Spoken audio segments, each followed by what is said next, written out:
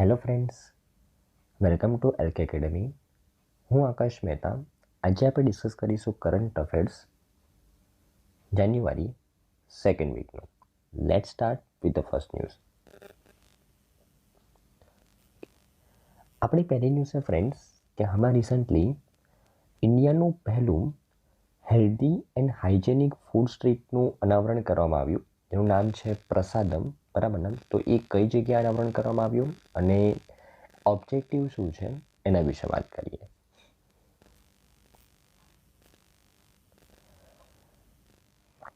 Okay, okay. તો આપણે જો કે ministry of health and family welfare છે, ડૉક્ટર મનસુખ માંડવિયાએ મધ્યપ્રદેશના ઉજ્જૈનની અંદર ભારતનું પહેલું હેલ્ધી એન્ડ હાઇજેનિક ફૂડ સ્ટ્રીટનું અનાવરણ કર્યું છે અને એ ફૂડ સ્ટ્રીટનું નામ શું રાખવામાં આવેલું છે? પ્રસાદમ. બરાબર ને? તો પહેલો જ ક્વેશ્ચન કે આમાં recently first healthy and hygienic food સ્ટ્રીટનું અનાવરણ કઈ જગ્યાએ કરવામાં આવ્યું? તો મધ્યપ્રદેશના ઉજ્જૈનની અંદર. બરાબર ને? કયા મંત્રાલય દ્વારા? હેલ્થ એન્ડ ફેમિલી વેલફેરના મંત્રાલય દ્વારા. બરાબર ને? એનું ઉદ્ઘાટન કોના દ્વારા કરવામાં આવ્યું? ડૉક્ટર મનસુખ માંડવિયા દ્વારા. બરાબર ને? ઓકે.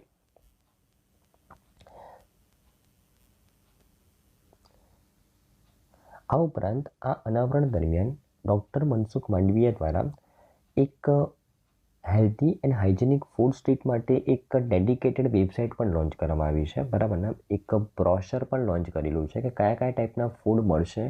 બરાબર ને? અને કઈ કઈ વાતોનું ધ્યાન રાખવામાં આવેલું છે એ ડિસ્પ્લે કરતું એક બ્રોશર લોન્ચ કરવામાં આવેલું છે. વેબસાઇટ પણ લોન્ચ કરવામાં આવી છે. આ ઉપરાંત food safety and standard authority of India દ્વારા બનાવવામાં આવેલી એક બુક, ધી ડાર્ટ બુક.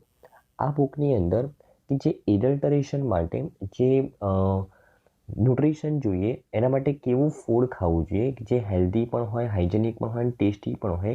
બરાબર ને? એ આ બુકની અંદર લખેલું છે. બરાબર ને? તો સિમ્પલ ક્વેશ્ચન કે India's first healthy and hygienic food કઈ જગ્યાએ આવેલું છે? આ ઉપરાંત એને કોના દ્વારા લોન્ચ કરવામાં આવ્યું? ઓબ્જેક્ટિવ શું છે? અને ધી ડાર્ટ બુક નામની બુક કોના દ્વારા બહાર પાડવામાં આવી છે? Food safety and standard authority of India દ્વારા. બરાબર ને? ઓકે.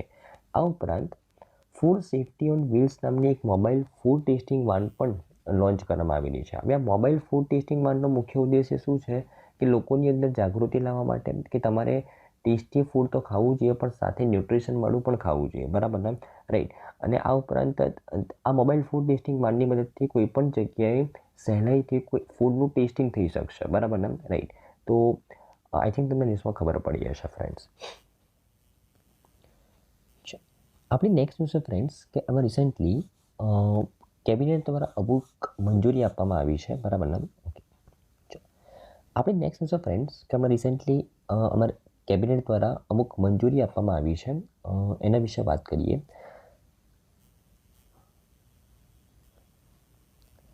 કેબિનેટે પૃથ્વી વિજ્ઞાન મંત્રાલયની પૃથ્વી વિજ્ઞાનને સર્વગ્રાહી યોજનાને મંજૂરી આપી છે. બરાબર ને? તો એક યોજના છે જેનું નામ છે પૃથ્વી.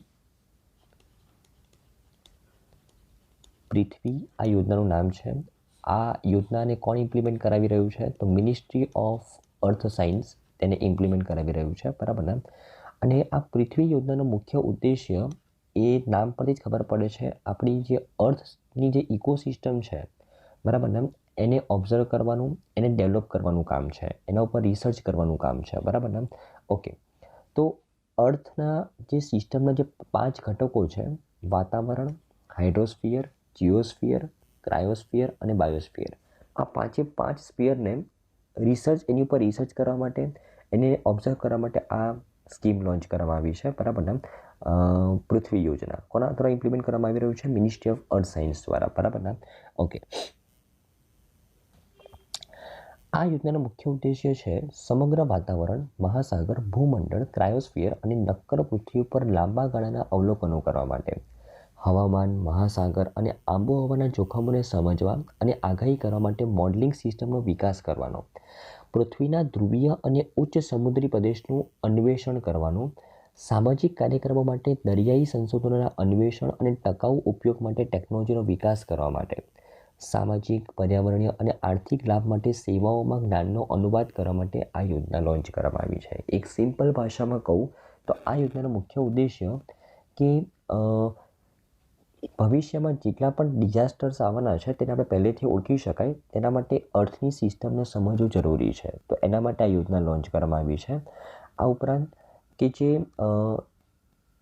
ઓશનને લગતા જે રિસર્ચ છે બરાબર ને, એના માટે ટેકનોલોજી ડેવલપ કરવા માટે, ઓશનને લગતા રિસર્ચને સમજવા માટે, ટેકનોલોજી ડેવલપ કરવા માટે આ યોજના લોન્ચ કરવામાં આવી છે. બરાબર ને, રાઈટ. તો ટૂંકમાં અર્થ સિસ્ટમને સમજવા, એના ઉપર રિસર્ચ કરવા માટે પૃથ્વી યોજના લોન્ચ કરવામાં આવી છે. બરાબર ને, ઓકે. આ પૃથ્વી યોજના એ કોઈ નવી યોજના નથી. ઓલરેડી 5 સબ સ્કીમ ઇમ્પ્લિમેન્ટ કરવામાં આવી રહી છે સરકાર દ્વારા 2021થી. અત્યારે આ 5 યોજનાને મર્જ કરીને પૃથ્વી યોજના નામ આપવામાં આવ્યું છે. બરાબર ને. તો આ 5 યોજના કઈ છે જેને મર્જ કરવામાં આવી છે આ યોજનાની અંદરમાં? તો એક્રોસ, વાતાવરણ અને આબોહવા સંશોધન modelling observing systems and services. O SMART, મહાસાગર સેવાઓ મોડલિંગ એપ્લિકેશન સંશોધનો અને ટેકનોલોજી. પેસર, ધ્રુવીય વિજ્ઞાન અને ક્રાયોસ્ફિયર સંશોધન.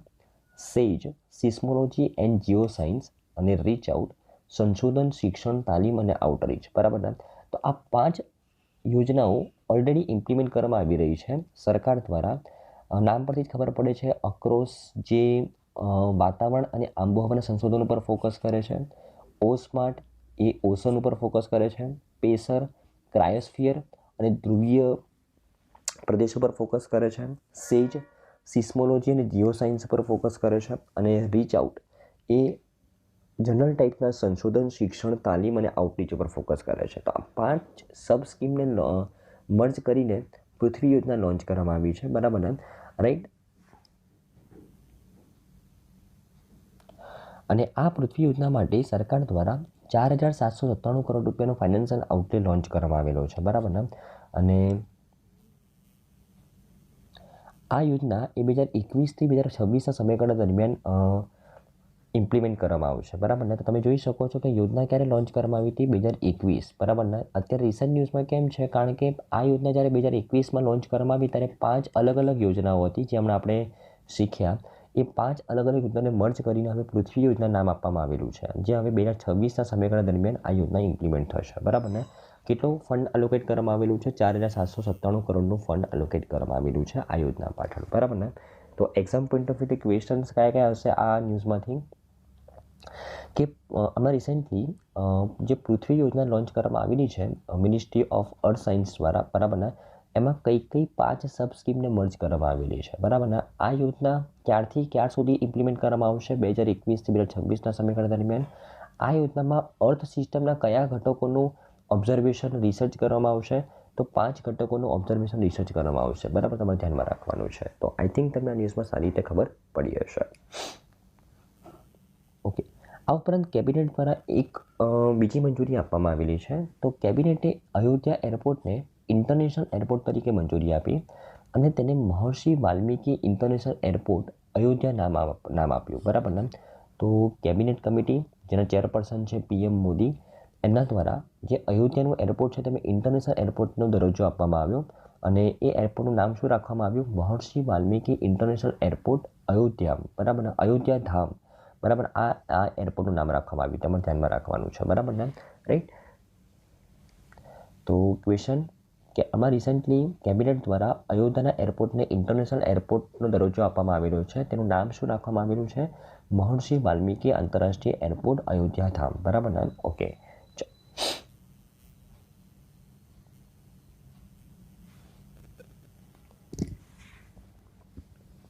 ચલો આપણે નેક્સ્ટ ન્યૂઝ છે ફ્રેન્ડ્સ કે આમાં રિસેન્ટલી રિઝર્વ બેંક ઓફ ઇન્ડિયાએ સ્મોલ ફાઇનાન્સ બેંકો માટે લઘુત્તમ મૂડીની જરૂરિયાત એ બમણી કરી અને ₹200 કરોડ કરી છે. એના વિશે વાત કરીએ.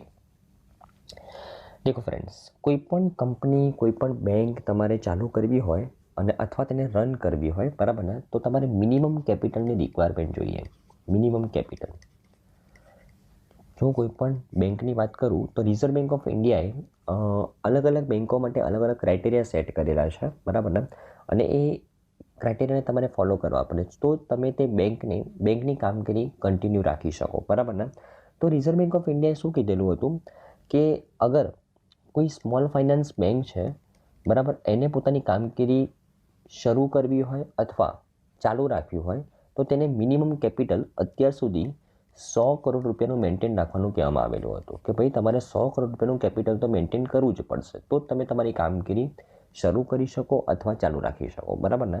ઓકે, પણ હવે આ સ્મોલ ફાઇનાન્સ બેંકને શું કહેવામાં આવેલું છે રિઝર્વ બેંક ઓફ ઇન્ડિયા દ્વારા કે હવે તમારે મિનિમમ કેપિટલ કેટલું મેન્ટેન રાખવું પડશે? 200 કરોડ રૂપિયા મેન્ટેન રાખવું પડશે, બરાબર ને? રાઈટ. મતલબ આરબીઆઈએ કીધું છે તમારે તમારી પાસે રિઝર્વમાં પૈસા વધારે રાખવા પડશે, વધારે બતાવવા પડશે, કારણ કે ભવિષ્યમાં કોઈ પણ ફાઇનાન્શિયલ કટોકટી આવે તો તમે રેઝિલિયન્ટ બની શકો, તમે તરત જ કોઈ પણ બેંક ન ડૂબી જાય, કારણ કે એની પાસે એક સફિશિયન્ટ માત્રામાં પૈસા હોય તો તે સર્વાઈવ કરી શકે, બરાબર ને? તો આ પર્પઝથી રિઝર્વ બેંક ઓફ ઇન્ડિયાએ સ્મોલ ફાઇનાન્સ બેંકની જે મિનિમમ કેપિટલની રિક્વાયરમેન્ટ હતી, જે પહેલાં 100 કરોડ રૂપિયા હતી, તે હવે કેટલી કરી દીધી છે? 200 કરોડ રૂપિયા કરી દીધી છે, બરાબર ને? ધ્યાનમાં રાખવાનું છે, ખૂબ જ ઇમ્પોર્ટન્ટ ન્યૂઝ છે. હવે સ્મોલ ફાઇનાન્સ બેંક અને પેમેન્ટ બેંક, આ બંને બેંક વિશે તમને સમજાવું તો પેમેન્ટ બેંક અને સ્મોલ ફાઇનાન્સ બેંક જેને ડિફરન્શિયલ બેંકની કેટેગરીમાં રાખવામાં આવે છે. ડિફરન્શિયલ બેંક એને નોર્મલ બેંક કરતાં કશુંક ડિફરન્ટ કરતા હોય. તો પેમેન્ટ બેંક છે ને એ માત્ર ગ્રાહકોને ડિપોઝિટને સ્વીકારશે, બરાબર ને? તે ગ્રાહકોના પૈસા એફડી આરડીમાં રાખશે, પણ તે ગ્રાહકોને લોન નહીં આપે, બરાબર ને? પેમેન્ટ બેંક ક્યારે પણ લોન ના આપે, બરાબર? તમે જે પણ ફોર એક્ઝામ્પલ પેટીએમના માધ્યમથી તમે જે લોન લઈ રહ્યા છો એ પેટીએમ પેમેન્ટ બેંક નથી, એ પેટીએમની એક એપ્લિકેશન છે, બરાબર ને? રાઈટ. ઓકે, હા, પેટીએમ પેમેન્ટ બેંક અલગ વસ્તુ છે, પેટીએમ અલગ વસ્તુ છે, બરાબર ને? રાઈટ. તો અહીંયા પેમેન્ટ બેંક એ ગ્રાહકોને ક્યારે પણ લોન નહીં આપે, બરાબર ને? એ ક્રેડિટ કાર્ડ ક્યારે પ્રોવાઈડ નહીં કરે, માત્ર ડેબિટ કાર્ડ પ્રોવાઈડ કરશે. સ્મોલ ફાઇનાન્સ બેંક ડિપોઝિટ પણ સ્વીકાર કરે, લોન પણ આપે, પણ સ્મોલ ફાઇનાન્સ બેંક એ માત્ર નામ પરથી જ ખબર પડે છે તે સ્મોલ કસ્ટમર્સ માટે જ છે. તે એમએસએમઈના જે એન્ટરપ્રિનર છે તેના માટે છે, તે સ્મોલ ફાર્મર્સ માટે છે, પછી જે મિડલ વર્ગના લોકો હોય તેમના માટે છે. ત્યાં કોઈ રીચ પબ્લિક એની અંદર એકાઉન્ટ ન ખોલાવી શકે, બરાબર ને? તો આ બંને એક ડિફરન્શિયલ બેંકની કેટેગરીમાં આવે, કારણ કે નોર્મલ બેંક કરતાં તેમનું કામ થોડું અલગ છે, બરાબર ને? રાઈટ. અને અહીંયાથી સ્મોલ ફાઇનાન્સ બેંકની મિનિમમ કેપિટલ કેટલી કરવામાં આવી છે? 200 કરોડ રૂપિયા. તમારે જસ્ટ ફાઇન્ડ કરવાનું છે કે પેમેન્ટ બેંકની મિનિમમ કેપિટલ રિક્વાયરમેન્ટ કેટલી છે, બરાબર ને? ઓકે. હવે આરબીઆઈ અમુક રૂલ્સ પણ લોન્ચ કરેલા છે કે અગર કોઈ અર્બન કોઓપરેટિવ બેંકે સ્મોલ ફાઇનાન્સ બેંક બનવું હોય તો તેની પાસે 100 કરોડ રૂપિયા હશે તો પણ ચાલશે, પણ 5 વર્ષની અંદર આ 100 કરોડ રૂપિયાથી મિનિમમ કેપિટલ કેટલું થઈ જશે? 200 કરોડ રૂપિયા થઈ જશે. કોના માટે? અર્બન કોઓપરેટિવ બેંક છે જેને સ્મોલ ફાઇનાન્સ બેંકનું લાઇસન્સ લેવું હોય તો તેની પાસે કેટલું કેપિટલ જોઈએ? 100 કરોડ. પણ 5 વર્ષની અંદર કેટલું કેપિટલ થઈ જવું જોઈએ? 200 કરોડ રૂપિયા. બીજું કે કોઈ પણ પેમેન્ટ બેંક 5 વર્ષના સક્સેસફુલ ઓપરેશન પછી શું કોની કામગીરી કરી શકે? સ્મોલ ફાઇનાન્સ બેંકનું લાઇસન્સ લઈ શકે, પણ તેની પાસે મિનિમમ કેપિટલ કેટલું હોવું જોઈએ? 200 કરોડ રૂપિયા, બરાબર ને? ધ્યાનમાં રાખવાનું છે. ઓકે. જો રિઝર્વ બેંક ઓફ ઇન્ડિયા વિશે વાત કરું ફ્રેન્ડ્સ, તો ગવર્નર છે શક્તિકાંત દાસ, મુખ્ય મથક મુંબઈ મહારાષ્ટ્રની અંદર છે અને સ્થાપના 1 એપ્રિલ 1935ના દિવસે થઈ, બરાબર ને? ઓકે. તો આઈ થિંક તમને આ ન્યૂઝમાં સારી રીતે ખબર પડી હશે.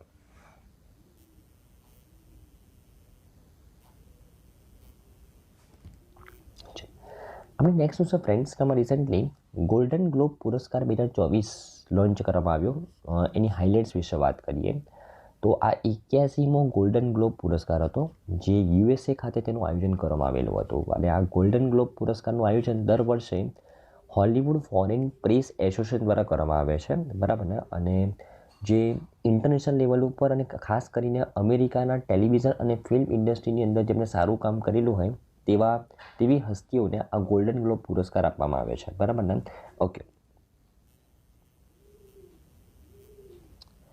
5 વખતના ઓસ્કાર નોમિની ક્રિસ્ટોફર નોલાનની ફિલ્મ ઓપનહેમરને આ 81માં ગોલ્ડન ગ્લોબ એવોર્ડની અંદર ટોટલ 5 એવોર્ડ મળ્યા છે, બરાબર ને?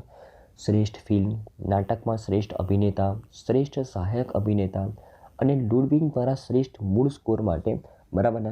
આ 5 ટાઈપના એમને એવોર્ડ મળેલા છે આ 81st ગોલ્ડન ગ્લોબ એવોર્ડની અંદર, બરાબર ને? કોની ફિલ્મને? તો ઓસ્કાર 5 વખતના ઓસ્કાર નોમિની ક્રિસ્ટોફર નોલન, બરાબર ને? એમની ફિલ્મ ઓપનહેમરને આ 5 એવોર્ડ મળેલા છે, બરાબર ને? 5 ગોલ્ડન ગ્લોબ એવોર્ડ મળેલા છે, ખૂબ જ ઇમ્પોર્ટન્ટ છે, બરાબર ને? ઓકે.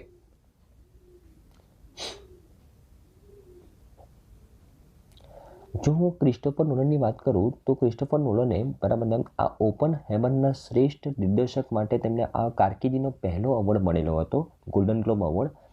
હાલાકી તેમને 11 વખત ગોલ્ડન ગ્લોબ એવોર્ડ નોમિનેટ થયેલો હતો, પરંતુ આ પહેલો તેમને ગોલ્ડન ગ્લોબ એવોર્ડ મળેલો છે, બરાબર ને, શ્રેષ્ઠ દિગ્દર્શક માટે, બરાબર ને. ઓકે. આ ઉપરાંત શ્રેષ્ઠ પુરુષ અભિનેતા સિલિયન મર્ફી નામના અભિનેતાને મળ્યું છે, જેમને આ ઓપન હેમર ફિલ્મની અંદર અણુબોમ્બના પિતા તરીકેની ભૂમિકા ભજવેલી હતી, બરાબર ને. જે રોબર્ટ ઓપનહેમરની ભૂમિકા ભજવી હતી, બરાબર ને, રાઈટ. તો એમને શ્રેષ્ઠ અભિનેતાનો એવોર્ડ મળેલો છે, બરાબર ને. ઓકે. લિલી ગ્લેડસ્ટોન જે માર્ટિન સ્કોર્સીસની ફિલ્મ છે killers of the flower moon માટે, બરાબર ને, killers of the flower moon માટે લિલી ગ્લેડસ્ટોનને શ્રેષ્ઠ અભિનેત્રીનો એવોર્ડ મળેલો છે, બરાબર ને. તો આપણા માટે બેસ્ટ ડાયરેક્ટરનો એવોર્ડ ઇમ્પોર્ટન્ટ છે, બેસ્ટ એક્ટરનો એવોર્ડ ઇમ્પોર્ટન્ટ છે અને બેસ્ટ એક્ટ્રેસનો એવોર્ડ ઇમ્પોર્ટન્ટ છે, બરાબર ને. તો બેસ્ટ ડાયરેક્ટર કોને મળ્યો? તો ક્રિસ્ટોફર નોલન, બરાબર ને, ઓપન હેમરના ડાયરેક્ટર છે. બેસ્ટ અભિનેતાનો એવોર્ડ કોને મળ્યો? તો સિલિયન મર્ફી, જે ઓપન હેમરની અંદર અણુબોમ્બના પિતા તરીકેની તેમને ભૂમિકા ભજવી હતી. અને બેસ્ટ એક્ટ્રેસનો એવોર્ડ કોને મળ્યો? Killers of the flower moon ફિલ્મના જે એક્ટ્રેસ હતા, બરાબર ને, લિલી ગ્લેડસ્ટોન, એમને આ એવોર્ડ મળેલો છે, બરાબર ને. ઓકે.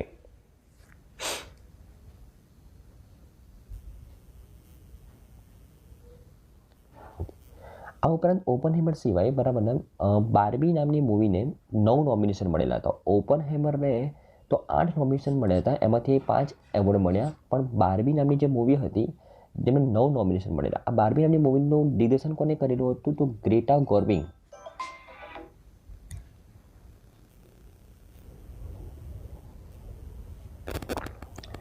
ઓકે, બરાબર ને, ઠીક છે.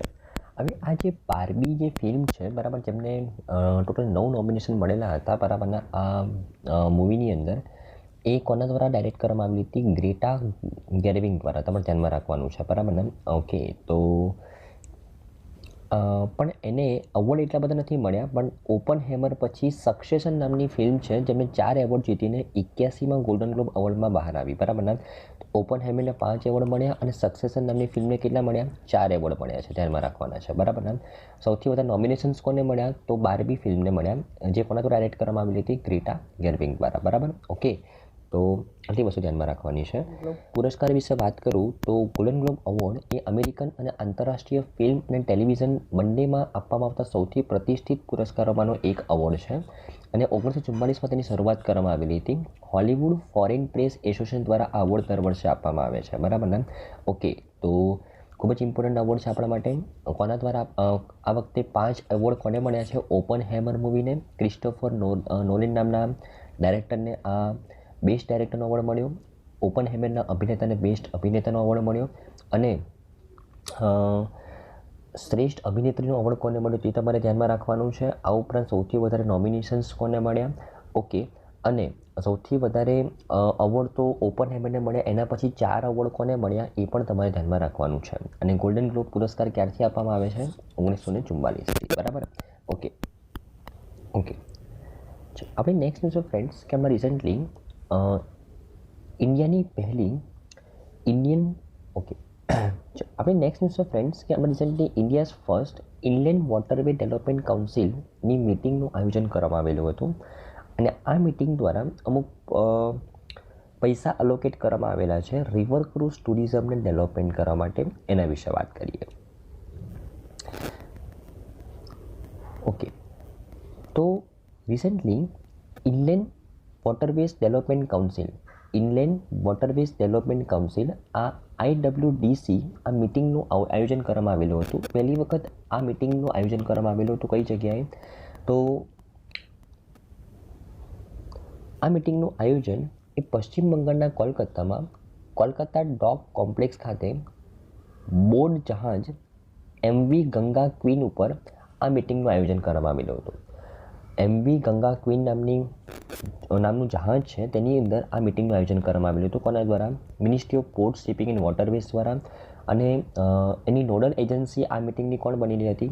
Indian waterway authority of India દ્વારા બરાબર ને આ મિટિંગનું આયોજન કરવામાં આવેલું હતું. Indian waterway authority of India એક સરકારી સંસ્થા છે જે ભારતમાં વોટરવેઝની ઉપર ફોકસ કરે છે. Ministry of port shipping and waterways અંડરમાં કામ કરે છે બરાબર ને. તો MV ગંગા ક્વીન નામના જહાજ ઉપર કોલકાતાની અંદર આ મિટિંગનું આયોજન કરવામાં આવેલું હતું. ઇન્ડિયન વોટરવેઝ ડેવલપમેન્ટ કાઉન્સિલ બરાબર ને ધ્યાનમાં રાખવાનું છે. Ministry of port shipping and waterways દ્વારા પહેલી વખત આ મિટિંગનું આયોજન કરવામાં આવેલું હતું રાઈટ. હવે આ મિટિંગની અંદર 45,000 કરોડ રૂપિયા અલોકેટ કરવામાં આવેલા છે. શાના માટે? તો ક્રૂઝ ટુરિઝમને ડેવલપ કરવા માટે. એમાંથી 35,000 કરોડ રૂપિયા એ ક્રૂઝ જહાજો માટે ફાળવવામાં આવેલા છે અને 10,000 કરોડ રૂપિયા એ ક્રૂઝ જહાજોના ટર્મિનલને ડેવલપ કરવા માટે. એ આપણે સીધી ભાષામાં કહી શકાય તો સ્ટેશન્સ કે ક્રૂઝ ટુરિઝમને ડેવલપ કરવા માટે ક્રૂઝ જહાજો જ્યાં રોકાશે, જે સ્ટેશન ઉપર રોકાશે, જે ટર્મિનલ ઉપર રોકાશે તેને ડેવલપ કરવા માટે 10,000 કરોડ રૂપિયા અને જહાજને ડેવલપ કરવા માટે 35,000 કરોડ રૂપિયાનું અલોકેશન કરવામાં આવેલું છે બરાબર ને. આ ઉપરાંત હરિત નૌકા એક ગાઈડલાઇન્સ લોન્ચ કરવામાં આવી છે ministry of port shipping and waterway દ્વારા. અને રિવર ક્રૂઝ ટુરિઝમ રોડમેપ, આ બે વસ્તુ કે 2047 સુધી આપણે રિવર ક્રૂઝ ટુરિઝમને કેવી રીતે ડેવલપ કરીશું અને કેવી રીતના રિવર ક્રૂઝ ટુરિઝમને આપણે ગ્રીન ટ્રાન્ઝિશન તરફ આગળ વધારીશું એનો એક રોડમેપ તૈયાર કરવામાં આવેલો છે ministry of port shipping and waterway દ્વારા. એ બંને વસ્તુ પણ લોન્ચ કરવામાં આવી આ ઇવેન્ટ દરમિયાન બરાબર ને. ઓકે જો હરિત નૌકા વિશે વાત કરું, આ એક ગાઈડલાઇનનું નામ છે. આ ગાઈડલાઇનની અંદર કે ક્રૂઝ ટુરિઝમની અંદર આપણે કેવી રીતના પર્યાવરણનું ધ્યાન રાખીશું, કેવી રીતના આપણે કાર્બન ન્યુટ્રિશન તરફ કોન્સન્ટ્રેશન કરીશું બરાબર ને, એનું અહીંયા રોડમેપ તૈયાર કરવામાં આવેલો છે. અને રિવર ક્રૂઝ ટુરિઝમ રોડમેપ 2047ની વાત કરું તો આપણે આવનારા 25 વર્ષની અંદર કેવી રીતના ક્રૂઝ ટુરિઝમને ડેવલપ કરીશું. લાઈક અત્યારે ટોટલ 8 કાર્યરત જળમાર્ગો છે, તેમાંથી વધારીને આપણે 26 કાર્યરત જળમાર્ગો તૈયાર કરીશું. અત્યારે રાત્રિ રોકાણ સાથે જે ક્રૂઝ સર્કિટની સંખ્યા છે 17 છે, તે આપણે 80 સુધી પહોંચાડીશું 2047 સુધી બરાબર. પછી અત્યારે રિવર ક્રૂઝ ટર્મિનલની ઓવરઓલ સંખ્યા આપણે 15 છે, જે આપણે 185 કરીશું બરાબર ને. અને કે 2047 સુધીમાં રાત્રિ રોકાણ સાથે ક્રૂઝ પ્રવાસન ટ્રાફિકને 5,000થી 1.20 લાખ સુધી વધારવા માટેનો આપણો ટાર્ગેટ છે બરાબર ને. તો આ રીતે આપણે ડેવલપમેન્ટ કરીશું 2047 સુધી એવો રોડમેપ તૈયાર કરવામાં આવેલો છે. તો એ રોડમેપને લોન્ચ કરવામાં આવ્યો, હરિત નૌકા ગાઈડલાઇન્સ લોન્ચ કરવામાં આવી અને 45,000 કરોડ રૂપિયાનું અલોકેશન કરવામાં આવ્યું આ મિટિંગ દરમિયાન બરાબર ને. ઓકે જો મિનિસ્ટ્રી ઓફ પોર્ટ શિપિંગ અને વોટરવેઝ વિશે વાત કરું ફ્રેન્ડ્સ, તો આપણા કેન્દ્રીય મંત્રી છે સદાનંદ સોનોવાલ અને રાજ્યમંત્રી છે શ્રીપદ યશો નાયક અને શાંતનુ ઠાકુર. ધ્યાનમાં રાખવાનું છે બરાબર ને. ઓકે તો ઇમ્પોર્ટન્ટ ન્યૂઝ છે બરાબર ને. આઈ થિંક તમને ખબર પડી હશે.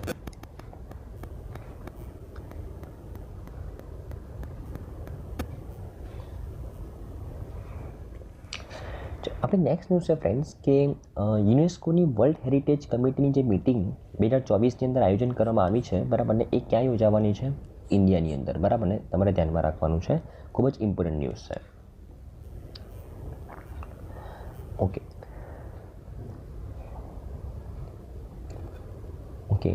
કે UNESCO United Nations Educational Scientific and Cultural Organization બરાબર. યુનેસ્કોની જે વર્લ્ડ હેરિટેજ કમિટીની જે 46મા સત્રની મિટિંગ છે એની અધ્યક્ષતા છે એ કોણ હોસ્ટ કરવાનું છે? ઇન્ડિયા હોસ્ટ કરવાનું છે બરાબર ને. ઇન્ડિયા પહેલી વખત વર્લ્ડ હેરિટેજ કમિટીની મિટિંગનું આયોજન કરશે બરાબર ને. એટલે ખૂબ જ ઇમ્પોર્ટન્ટ ન્યૂઝ છે રાઈટ. અને જે 19મું અસાધારણ સત્ર હતું વર્લ્ડ હેરિટેજ સમિતિનું, ત્યાં નિર્ણય લેવામાં આવેલો હતો કે જે 46મું સત્ર છે તે ભારતમાં યોજાશે બરાબર ને. ઓકે હવે આ જે વર્લ્ડ હેરિટેજ કમિટીનું હોસ્ટિંગ ભારત કરી રહ્યું છે તેના અધ્યક્ષ કોણ રહેવાના છે? વિશાલ શર્મા, જે યુનેસ્કોના ભારત તરફથી પ્રતિનિધિ છે બરાબર ને. ભારતના સ્થાયી પ્રતિનિધિ યુનેસ્કોની અંદર કોણ છે? વિશાલ શર્મા તે આ મિટિંગના ચેરપર્સન રહેશે બરાબર ને. ઓકે અને જો વર્લ્ડ હેરિટેજ કમિટીની વાત કરું તો વર્લ્ડ હેરિટેજ કમિટીનું કામ શું છે? તો દેશની અંદર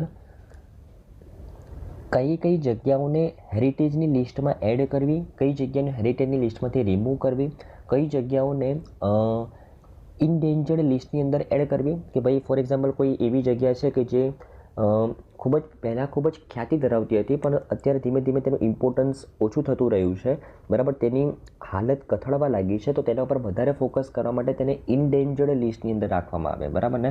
તો આ લિસ્ટની અંદર એડ કરવાનું, રિમૂવ કરવાનું કામ કોનું છે? વર્લ્ડ હેરિટેજ કમિટીનું છે, બરાબર ને. આ વર્લ્ડ હેરિટેજ કમિટી એ વર્ષમાં એકવાર મળે, તેમાં 21 સભ્ય દેશો છે, એના લોકો પાર્ટિસિપેટ કરતા હોય છે, બરાબર ને. રાઈટ.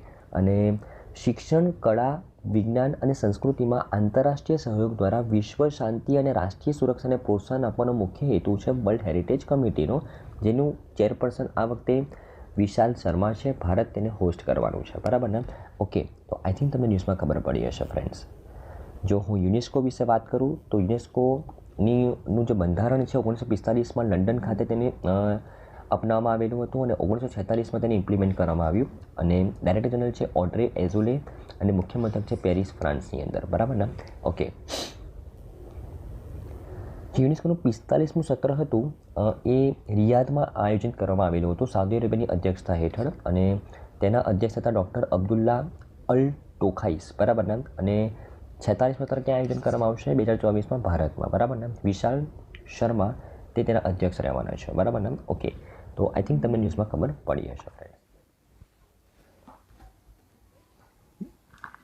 ઓકે ઓકે, આપણે નેક્સ્ટ ન્યૂઝ છે ફ્રેન્ડ્સ કે આમાં recently director general of the civil aviation દ્વારા પાયલોટ રિલેટેડ અમુક રૂલ્સની અંદર અમેન્ડમેન્ટ કરવામાં આવેલા છે, એના વિશે વાત કરીએ. તો directorate general of the civil aviation, ministry of civil aviation અંડરમાં કામ કરે છે, બરાબર. તેમને ફ્લાઇટ ડ્યુટી ટાઈમ લિમિટેશન્સ એના રેગ્યુલેશન્સના નિયમોની અંદર સુધારો કર્યો છે, તો એ સુધારા વિશે વાત કરીએ, બરાબર ને. અને આ જે સુધારો જે કરવામાં આવેલો છે એ 1 જૂન 2024 સુધીમાં દરેક ફ્લાઇટ ઓપરેટરે, દરેક એરલાઇન ઓપરેટરે આ સુધારો અમલમાં મૂકવો પડશે, બરાબર ને. તો સુધારો કોના દ્વારા કરવામાં આવેલો છે? Director general of the civil aviation દ્વારા. કોના અંડરમાં કામ કરે છે? મિનિસ્ટ્રી ઓફ સિવિલ એવિએશન અંડરમાં કામ કરે છે. અને કયા રૂલ્સની અંદર સુધારો કરવામાં આવેલો છે? તો ફ્લાઇટ ડ્યુટી ટાઈમ લિમિટેશન્સના રેગ્યુલેશન્સની અંદર સુધારો કરવામાં આવેલો છે, બરાબર ને. ઓકે, જો સુધારેલા નિયમો વિશે વાત કરું તો director general of the civil aviation એક ફ્લાઇટ ક્રૂ માટે ફરજિયાત સાપ્તાહિક આરામનો સમયગાળો એ અગાઉના 36 કલાકથી વધારીને 48 કલાક કર્યો છે. પહેલાં શું હતું કે વીકની અંદર દરેક ફ્લાઇટ ક્રૂ મેમ્બરને મિનિમમ 36 કલાક સુધીનો રેસ્ટ મળવો જોઈએ. એ રેસ્ટ વધારીને 48 કલાકનો ડ્યુરેશન મતલબ કરવામાં આવેલું છે રેસ્ટ માટે. કોના માટે? ફ્લાઇટ ક્રૂ મેમ્બર્સ માટે, બરાબર ને. ડિરેક્ટર જનરલ ઓફ સિવિલ એવિએશને પણ રાત્રે કામ કરતા પાયલોટ્સ માટે મહત્તમ ફ્લાઇટ ડ્યુટી સમયગાળો 13 કલાકથી ઘટાડીને 10 કલાક કર્યો છે. આ ઉપરાંત જે પાયલોટ એ નાઇટની ફ્લાઇટને ઓપરેટ કરે છે તેમને એક સાથે મેક્સિમમ 13 કલાકની લિમિટ હતી કે મેક્સિમમ 13 કલાક સુધી તે ફ્લાઇટ ચલાવી શકે, પણ તે લિમિટ ઘટાડીને અમે 10 કલાક કરી દીધી છે, બરાબર ને. ઓકે, આ ઉપરાંત જે નાઇટના સમયગાળા દરમિયાન જે ફ્લાઇટનું લેન્ડિંગ કરવામાં આવતું હતું તો પહેલાં મેક્સિમમ 6 લેન્ડિંગ કરી શકાય એક ફ્લાઇટ દ્વારા એક રાત્રિની અંદર, તે હવે ઘટાડીને માત્ર 2 જ લેન્ડિંગ કરી શકાશે એક ફ્લાઇટ દ્વારા એક રાત્રિની અંદર, બરાબર ને. ધ્યાનમાં રાખવાનું છે. આ ઉપરાંત જે નાઇટનું જે ડેફિનેશન છે એ પહેલાં 12 કલાકથી મતલબ 12થી રાત્રે 12 વાગ્યાથી 5 વાગ્યા સુધીના સમયગાળાને નાઇટ ગણવામાં આવતી હતી, બરાબર ને. મિનિસ્ટ્રી ઓફ સિવિલ એવિએશન દ્વારા હવે રાત્રે 12 વાગ્યાથી 6 વાગ્યા સુધીના સમયગાળાને રાત્રે નાઇટ ગણવામાં આવશે, બરાબર ને. નાગરિક ઉડ્ડયન મંત્રાલય 14 કલાકથી વધુની ફ્લાઇટ માટે, જે મતલબ જે લોંગ ડ્યુરેશનની જે ફ્લાઇટ્સ હોય, ઇન્ટરનેશનલ ફ્લાઇટ્સ હોય જે એક દેશમાંથી બીજા દેશમાં જતી હોય, બરાબર ને. તો 14 કલાકથી વધુની ફ્લાઇટ માટે મહત્તમ ફ્લાઇટનો સમયગાળો 17 કલાક પર સીમિત કર્યો છે. અને એરલાઇન્સને દરેક ફ્લાઇટ પછી 120 કલાકનો લઘુત્તમ આરામનો સમયગાળો આપવાનો ફરજિયાત કર્યું છે. શું કહે છે કે ફોર એક્ઝામ્પલ કોઈ ફ્લાઇટ છે કે જેનો સમયગાળો 14 કલાકથી વધારે છે, બરાબર ને, તો તે મેક્સિમમ 17 કલાક સુધી એકસાથે એ ફ્લાઇટ ચાલી શકશે. અને એક ફ્લાઇટ કમ્પ્લીટ થયા પછી મિનિમમ 120 કલાકનો એ ફ્લાઇટને રેસ્ટ જોઈશે, સિમ્પલ, બરાબર ને. ઓકે, આ અલ્ટ્રા લોંગ રેન્જવાળી જે ફ્લાઇટ છે જે 17 કલાકથી વધારે મતલબ જે 14 કલાકથી વધારે તેનું ફ્લાઇટ ડ્યુરેશન છે તેના માટે આ નિયમ લાગુ પડે છે, બરાબર ને. રાઈટ.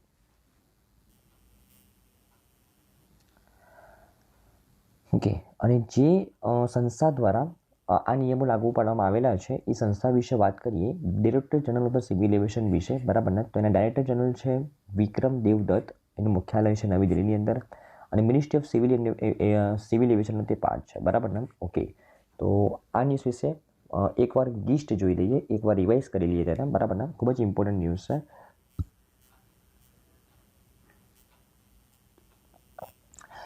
તો director general of civil aviation દ્વારા પાયલોટના રૂલ્સને અમેન્ડ કરવામાં આવેલા છે. પાયલોટ રિલેટેડ રૂલ્સને અમેન્ડ કરવામાં આવેલા છે. સંસ્થા દ્વારા જે પાયલોટ જે નાઇટની ફ્લાઇટ ઓપરેટ કરતા હતા તેઓ મેક્સિમમ 13 કલાક સુધી કામ કરી શકતા હતા. હવે તે રાત્રે માત્ર 10 કલાક સુધી જ કામ કરી શકશે. મેક્સિમમ કેટલા કલાક તેમને કામ કરવાનું રહેશે? 10 કલાક. નાઇટની જે ડેફિનેશન છે એ 12 વાગ્યાથી 6 વાગ્યા સુધીની કરી દીધી છે. અને પાયલોટ એક રાતની અંદર મેક્સિમમ 2 લેન્ડિંગ જ કરાવી શકશે, બરાબર. જે પહેલાં 6 લેન્ડિંગ કરાવી શકતો હતો, બરાબર ને. તો તે પણ એક સારા અહેવાલ છે પાયલોટ માટે. આ ઉપરાંત જે લોંગ ફ્લાઇટ ડ્યુરેશન છે, જે 14 કલાકથી વધારે અંતર સુધી, 14 કલાકથી વધારે સમય સુધી જે ફ્લાઇટ રન કરે છે, તેમને તે ફ્લાઇટની મેક્સિમમ ડ્યુરેશન 17 કલાકનું રાખવામાં આવેલું છે, બરાબર ને. અને 2 ફ્લાઇટ વચ્ચેનું રેસ્ટ પીરિયડ 120 કલાક રાખવામાં આવેલો છે મિનિમમ, બરાબર ને. ઓકે, અને દરેક એરલાઇન ઓપરેટરને કહેવામાં આવેલું છે કે તમારે ફટીગ રિપોર્ટ ફ્લાઇટના ક્રૂ મેમ્બરનો ફટીગ રિપોર્ટ તમારે ક્વાર્ટરલી સબમિટ કરાવવાનો રહેશે ડાયરેક્ટર જનરલ ઓફ સિવિલ એવિએશનને. આ બધા જ રૂલ 1 જૂન 2024થી લાગુ કરવામાં આવશે. મેન્ડેટરી, બરાબર ને, કમ્પલસરી. અત્યારે વોલેન્ટરી છે, પણ 1 જૂન 2024થી કમ્પલસરી આ રૂલ્સ લાગુ પાડવામાં આવશે. તો આઈ થિંક તમને ન્યૂઝમાં સારી રીતે ખબર પડી હશે ફ્રેન્ડ્સ, બરાબર ને. ઓકે, અગર હું હેલે પાસપોર્ટ ઇન્ડેક્સ વિશે વાત કરું ફ્રેન્ડ્સ, તો ભારતીય પાસપોર્ટ એ વિશ્વમાં 80મા ક્રમે આવેલો છે આ વખતે. તો આ ઇન્ડેક્સ વિશે વાત કરીએ તો હેલે અને પાર્ટનર્સ દ્વારા જાહેર કરાયેલ હેલે પાસપોર્ટ ઇન્ડેક્સ 2024ની અંદર ગ્લોબલ રેન્કિંગ અનુસાર ભારતીય પાસપોર્ટ એ 62 દેશોમાં વિઝા ફ્રી અથવા વિઝા ઓન અરાઇવલ એક્સેસ પ્રદાન કરીને 80મા ક્રમે છે. ભારત અને ઉઝબેકિસ્તાન એ આ યાદીમાં સંયુક્ત રીતે 80મા ક્રમે છે, બરાબર ને. હવે જો હેલે પાસપોર્ટ ઇન્ડેક્સ, આ ઇન્ડેક્સ એ કયા દેશનો પાસપોર્ટ સૌથી મજબૂત છે તે દર્શાવે છે. મજબૂત ઇન ધ સેન્સ કે અગર ફોર એક્ઝામ્પલ કોઈ દેશનો પાસપોર્ટ તમારી પાસે છે તો તમે એ દેશના મારફતે, મતલબ એ પાસપોર્ટના મારફતે કેટલા દેશોની અંદર વિઝા ફ્રી અથવા વિઝા ઓન અરાઇવલ જઈ શકો છો, એ તેની મજબૂતાઈ દર્શાવે છે. મતલબ ફોર એક્ઝામ્પલ હું ભારતની વાત કરું તો તમારી પાસે ભારતનો પાસપોર્ટ હોય, તમે 62 દેશોની અંદર વિઝા ફ્રી અથવા વિઝા ઓન અરાઇવલ જઈ શકો છો. ભારતનો પાસપોર્ટ એટલો મજબૂત છે. અને ભારત તેના પાસપોર્ટની મજબૂતાઈની વાત કરીને તો ભારત વિશ્વમાં 80મા ક્રમે છે. અને ભારતની સાથે 80મા ક્રમે બીજું કોણ છે? ઉઝબેકિસ્તાન છે, ધ્યાનમાં રાખવાનું છે, બરાબર ને. ગઈ યાદીમાં મતલબ 2023ની અંદર ભારત 83મા ક્રમે હતું. અને 58 દેશોની અંદર ભારતનો પાસપોર્ટ જો તમારી પાસે હોય ને તો 58 દેશોની અંદર તમે વિઝા ફ્રી અથવા વિઝા ઓન અરાઇવલ જઈ શકતા હતા આ લાસ્ટ યર મુજબ. પણ આ વખત મુજબ 62 દેશોની અંદર તમે વિઝા ફ્રી અથવા વિઝા ઓન અરાઇવલ જઈ શકો જો તમારી પાસે ભારતનો પાસપોર્ટ હોય તો, બરાબર ને. આ યાદીમાં ટોચનું સ્થાન 6 દેશો આ યાદીમાં ટોચનું સ્થાન ધરાવે છે. France, Germany, Italy, Japan, Singapore અને સ્પેન. જો તમારી પાસે આ 6 દેશોનો પાસપોર્ટ હોય, 6માંથી કોઈ પણ દેશનો પાસપોર્ટ, બરાબર ને, તો તમે 194 દેશોની અંદર વિઝા ફ્રી અથવા વિઝા ઓન અરાઇવલ જઈ શકો, બરાબર ને, રાઈટ. તો ખૂબ જ ઇમ્પોર્ટન્ટ પાસપોર્ટ ઇન્ડેક્સ છે હેલ્ધી પાસપોર્ટ ઇન્ડેક્સ. ભારતનો રેન્ક યાદ રાખવાનો છે. ટોપ કોને કર્યું? 6 દેશોએ કર્યું. કયા દેશોએ કર્યું તે પણ યાદ રાખવાનું છે, બરાબર ને. ઓકે,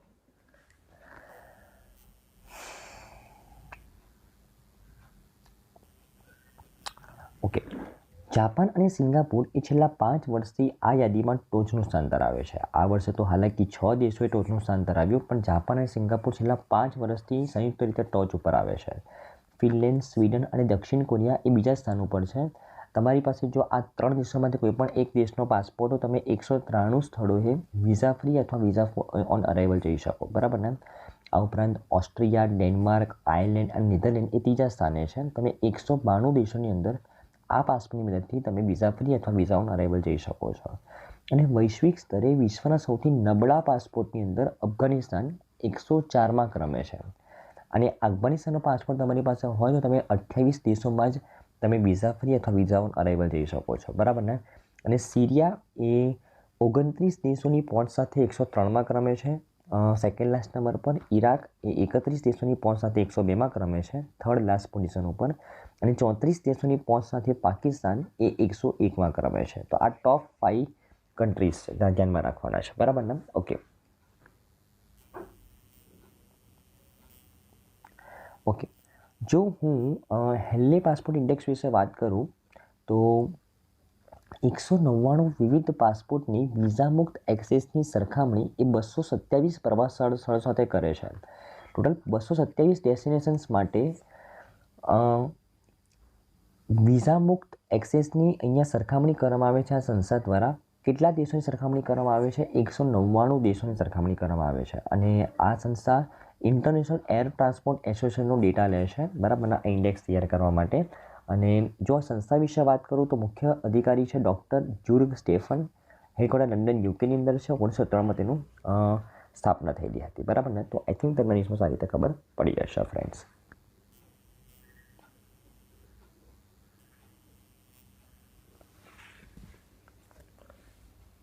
ઓકે આપણે નેક્સ્ટ જોશે ફ્રેન્ડ્સ કે 9 વર્ષની અંદર, છેલ્લા 9 વર્ષની અંદર મોદી સરકારના ટાઈમ પિરિયડની અંદર પ્રોસેસ ફૂડ પ્રોડક્ટની નિકાસ 150% વધી છે. આવું કોણ બોલે છે? Ministry of commerce and industry બોલે છે, બરાબર ને. એનો રિપોર્ટ લોન્ચ કર્યો છે. અને કે પ્રોસેસ ફૂડ પ્રોડક્ટની એક્સપોર્ટ આપણે છેલ્લા 9 વર્ષની અંદર 150% વધી છે, તે આ મિનિસ્ટ્રી કહે છે, બરાબર ને. તો ઇમ્પોર્ટન્ટ છે એક્ઝામ પોઈન્ટ ઓફ વ્યૂથી કે ભારતનું ફૂડ પ્રોસેસિંગ સેક્ટર એ સૂર્યોદય મતલબ સનરાઈઝ સેક્ટર તરીકે ઉભરી આવ્યું છે. અને છેલ્લા 9 વર્ષમાં લગભગ 50,000 કરોડનું ફોરેન ડાયરેક્ટ ઇન્વેસ્ટમેન્ટ એ આ ક્ષેત્રમાં થયેલું છે, બરાબર ને. રાઈટ. અને કૃષિ નિકાસમાં પ્રોસેસ ફૂડ સેગમેન્ટનું યોગદાન એ વધીને 23% થયું છે. જો એગ્રીકલ્ચર સેક્ટરની ટોટલ એક્સપોર્ટની વાત કરું તો પ્રોસેસ ફૂડ જે સેક્ટર છે એની અંદર જે વિભાગ છે એનું યોગદાન 23% થઈ ગયું છે, બરાબર ને. રાઈટ. અને વન ડિસ્ટ્રિક્ટ વન પ્રોડક્ટ હેઠળ ભારતમાં 158 ખાદ્ય અને કૃષિ ભૌગોલિક સંકેતો અને 708 અનન્ય ખાદ્ય પદાર્થો છે, બરાબર. હવે આ આટલી એક્સપોર્ટ કેમ વધી છે? કારણ કે આપણે ઘણા ઇમ્પોર્ટન્ટ પગલાં like one district one product આ પહેલ હેઠળ ભારતમાં 158 ખાદ્ય અને કૃષિ ભૌગોલિક સંકેતો મતલબ જિયોગ્રાફિકલ ઇન્ડિકેશન ટેગ જે કોઈ ખાદ્ય પદાર્થને મળ્યા હોય. ફોર એક્ઝામ્પલ પાટણના પટોળા છે જેને જીઆઈ ટેગ મળ્યો છે, જે કોઈ ખાદ્ય પદાર્થ નથી પણ તે પાટણનો એક પ્રખ્યાત વસ્તુ છે. જેવી રીતના ફોર એક્ઝામ્પલ અસમની ચાય, બરાબર ને. ફોર એક્ઝામ્પલ એ અસમના અમુક લોકેશનનો તેને જીઆઈ ટેગ મળ્યો છે કે ચાય તો ત્યાં સારી ઉગે. એવી રીતના વન ડિસ્ટ્રિક્ટ વન પ્રોડક્ટ પહેલની હેઠળ બરાબર અલગ અલગ પ્રોડક્ટ્સને અલગ અલગ ડિસ્ટ્રિક્ટ વાઇઝ જીઆઈ ટેગ આપવામાં આવે છે કે આ પ્રોડક્ટ તો આ ડિસ્ટ્રિક્ટની જ એમ, બરાબર ને. તો આવા ટોટલ 158 ખાદ્ય પદાર્થોને જીઆઈ ટેગ મળ્યા છે, બરાબર ને. જેથી કરીને એની સ્પેશિયાલિટી વધે, ત્યાંના લોકોની આજીવિકા વધે અને એ વસ્તુનું માંગ દુનિયાભરમાં વધે, સિમ્પલ, બરાબર ને. રાઈટ. અને ભારતનું ફૂડ પ્રોસેસિંગ માર્કેટ એ 2025 સુધીમાં $535 બિલિયન સુધી પહોંચવાનો અંદાજ છે, બરાબર ને. રાઈટ. તો ફૂડ પ્રોસેસિંગ સેક્ટર 150% નિકાસ વધી છે 9 વર્ષની અંદર. 50,000 કરોડનું એફડીઆઈ થયું છે. 23% તેનું યોગદાન થયું છે એગ્રીકલ્ચર સેક્ટરની અંદર. અને એસ્ટિમેટેડ છે કે 2025 સુધીમાં $535 બિલિયન સુધીનું તેનું ટર્નઓવર થશે, બરાબર ને. ઓકે.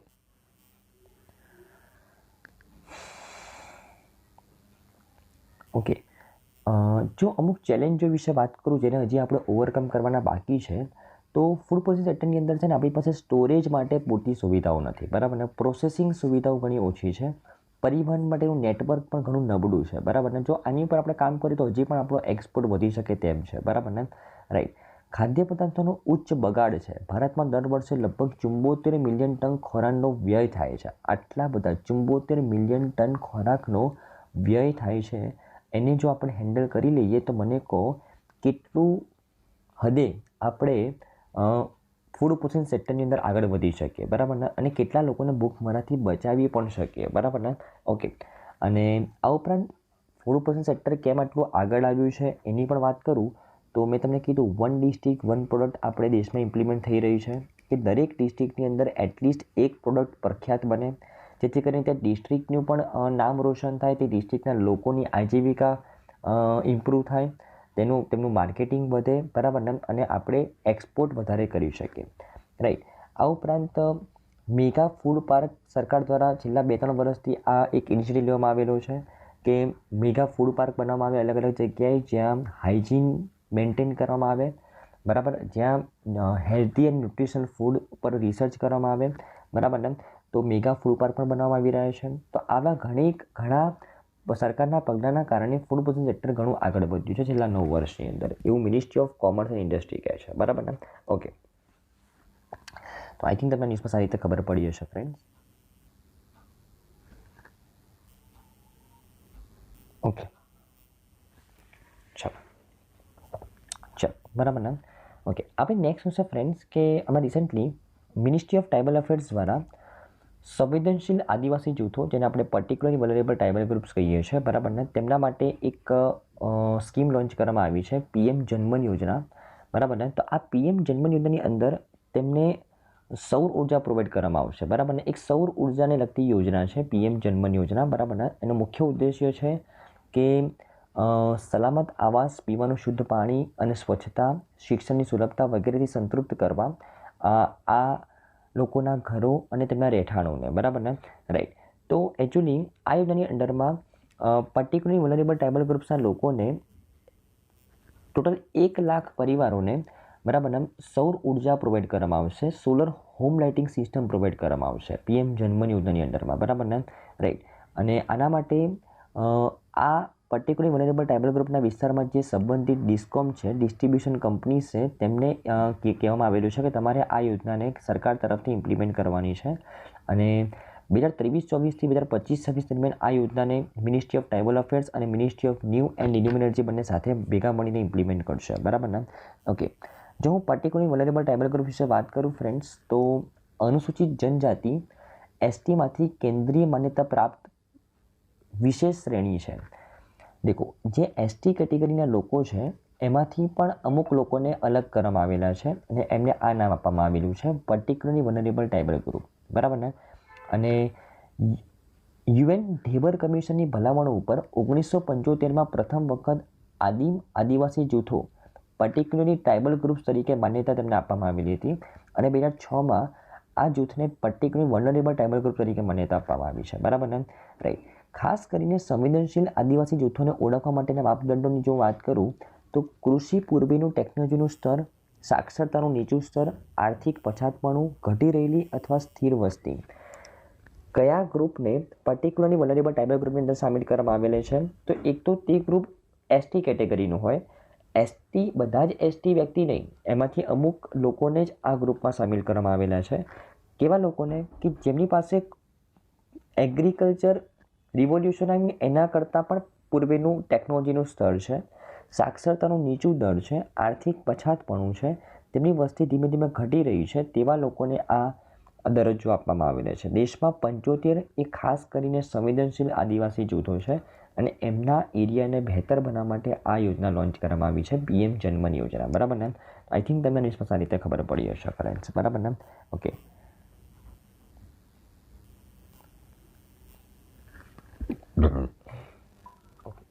આપણી નેક્સ્ટ ન્યૂઝ છે ફ્રેન્ડ્સ કે નેશનલ ક્લીન એર પ્રોગ્રામના 5 વર્ષ કમ્પ્લીટ થયા છે. આ નેશનલ ક્લીન એર પ્રોગ્રામ શું છે, કોણ તેને ઇમ્પ્લિમેન્ટ કરાવી રહ્યું છે, તેના વિશે વાત કરીએ.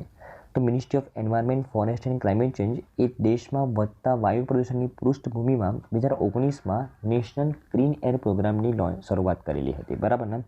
જો નેશનલ ક્લીન એર પ્રોગ્રામ વિશે વાત કરું ને તો તમામ હિતધારકોને સામેલ કરીને 24 રાજ્યોની અંદર 131 શહેરો કે જ્યાં નોન એટેનમેન્ટ સિટીઝ જેને ડિક્લેર કરવામાં આવેલા છે અને જે મિલિયન પ્લસ સિટીઝ છે તેમાં હવાની ગુણવત્તા સુધારવાનો હેતુ છે. જે શહેરો સતત 5 વર્ષથી નેશનલ એમ્બિયન્ટ એર ક્વોલિટી સ્ટાન્ડર્ડ્સને ઓળંગી રહ્યા છે તેમને સેન્ટ્રલ પોલ્યુશન કંટ્રોલ બોર્ડ દ્વારા નેશનલ એટેનમેન્ટ સિટીઝ તરીકે ઓળખવામાં આવે છે, બરાબર ને. તો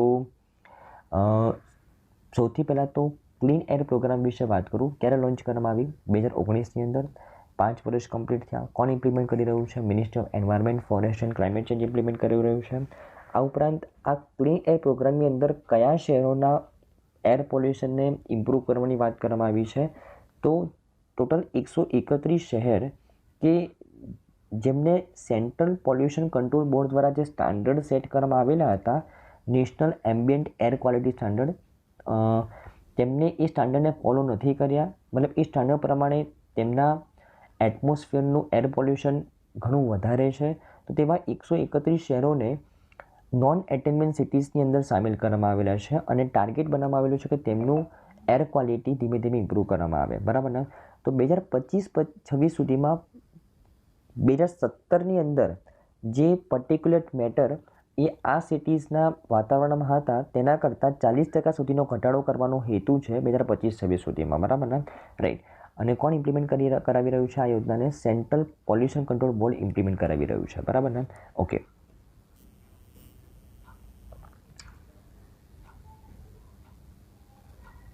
ઓકે, તો આ પર્ટિક્યુલર મેટર તમને ખબર જ હશે ફ્રેન્ડ્સ કે કોઈપણ સિટીના એટમોસ્ફિયરમાં પોલ્યુશન છે કે નહીં એ કેવી રીતના ચેક કરવામાં આવે? તો તે સિટીના એટમોસ્ફિયરમાં પર્ટિક્યુલર મેટર 2.5, પર્ટિક્યુલર મેટર 2.5 મતલબ જે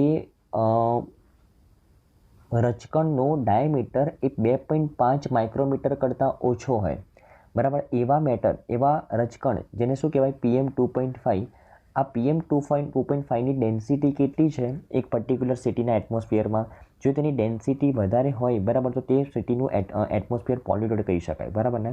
તો છેલ્લા 5 વર્ષની અંદર જ્યારથી આ પ્રોગ્રામ લોન્ચ કરવામાં આવેલો છે તો 49 શહેરોમાંથી 27 શહેરોમાં PM 2.5માં સુધારો નોંધાયો છે. બરાબર ને? છેલ્લા 5 વર્ષની અંદર. અને PM 10ની જો વાત કરું કે જે રજકણોનો ડાયામીટર 10 માઇક્રોમીટરથી ઓછો છે તેવા રજકણની વાત કરું તો 46માંથી 24 શહેરોમાં સુધારો જોવા મળ્યો છે. બરાબર ને? તો પ્રોગ્રામને ઇમ્પ્લિમેન્ટ કર્યા પછી ઇમ્પ્રુવમેન્ટ થયું છે, પણ હજી વધારે ઇમ્પ્રુવમેન્ટ કરવાનો પ્રયાસ છે. 2025-26 સુધીમાં 2017ની સરખામણીમાં 40% પોલ્યુશન ઘટાડવાનો ઉદ્દેશ્ય છે. બરાબર ને? ઓકે.